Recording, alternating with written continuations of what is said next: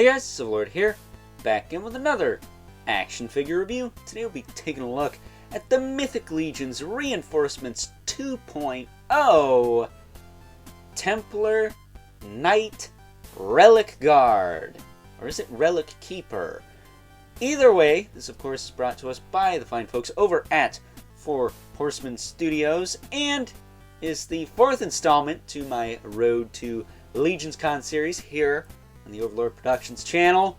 And I gotta tell you, so far, out of all the figures I've looked at from this Reinforcements 2.0 wave, this one at the moment's my favorite. That said, there are a couple more we haven't looked at yet that will potentially dethrone him. Potentially. But for right now, this guy's just doing something for me. I always like the Templar Knights. You know, my dad and I, Mr. Brian, aka the old man, we do watch the Curse of Oak Island series on the History Channel sometimes, and that's heavy on the Templar Knights. So we've always been a fan of the Knights Templar, but when Four Horsemen started making them, that was it. That sealed the deal right there. Because what could be better than having action figures of actual Templar Knights? I mean, seriously. Seriously. That said, getting into the meat and taters of this review, cutting right to the chase, taking a look-see at his accessories here. He comes with this crazy frog-looking helmet. I do believe this is a jouster-style helmet. So, hence the big kind of shield on the neck and face there. That said, I was never a big fan of this helmet. I think it's reused from the Red Shield Soldier, which I do not actually have, but I do like that quite a bit, that helmet, but just not the one I'm going to use on this figure. And we also have the sword with the scabbard, funny enough. Makes me wish the first Templar Knight had one of those. We of course have the pike, with the removable end there. Pop that right off. For the most part, this is just one solid color. And then we got the shield, which of course you could see has a black cross and a white background. Kind of an invert of the Dark Templar, which is probably why I like this guy. I got the Dark Templar, but I had a couple issues with mine. I got them resolved, of course, but, you know, they just left a bad taste in my mouth when it came to that figure. Watch it, comment section. I know you're very, very naughty when it comes to calling me out whenever I say something stupid in a video. Or maybe those are T-Business comments. Either way, I just didn't have a good experience with that figure. That said, I like that figure now, but back when I got it, yeah, it had some loose parts. Kind of drove me nuts. This guy, on the other hand, doesn't have any of that, and I love him. He's awesome. He's friggin' rad looking. He's got the belt across the chest here, because that's the best way to utilize this kind of sword, with the scabbard there. That's really the only way I could get it to work. You could put it on the hip if you want, but it just looks kind of weird. It's too long. Doesn't really work. But on the back it looks fine. You know. And he, again, essentially is an invert of the Dark Templar. He's got the same armor and everything. I think the armor is even the same color. He's a slightly darker color silver than the standard Templar Knight, I think. That said, he doesn't have like the little neck piece like the first Templar Knight. Thankfully he came with two, so I'll hook him up, but him and the Dark Templar, it would have been nice if they had the little neck armor pieces there. Just feels like something's missing, you know? But in the way of his articulation, you can look up and down, you can rotate side to side. His horns on his helmet are adjustable if you want to give him the wings, which I might do that, but we are getting, is it Sir Enoch? He's got the wings on his helmet, so, you know, you could give him those. Move the shoulder pad up. The arms can go out to the side, back down. They can rotate forward and back.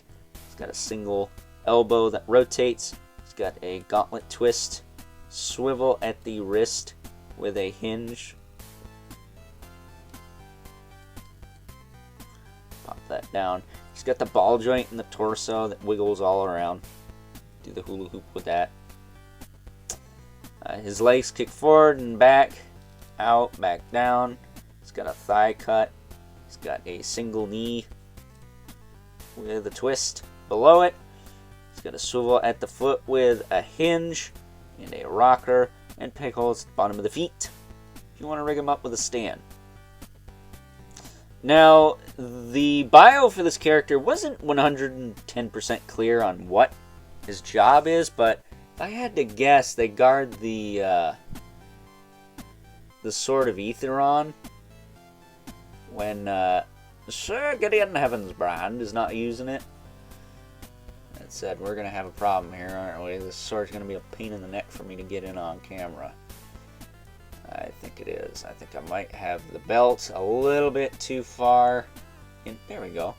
Got it in there. Look at that. There we go.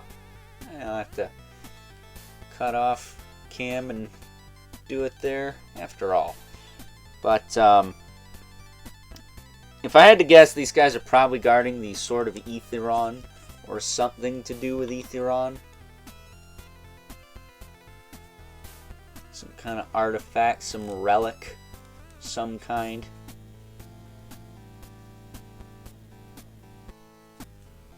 I don't know why, but I keep thinking my shield is off as far as where the cross is, but it looks fine.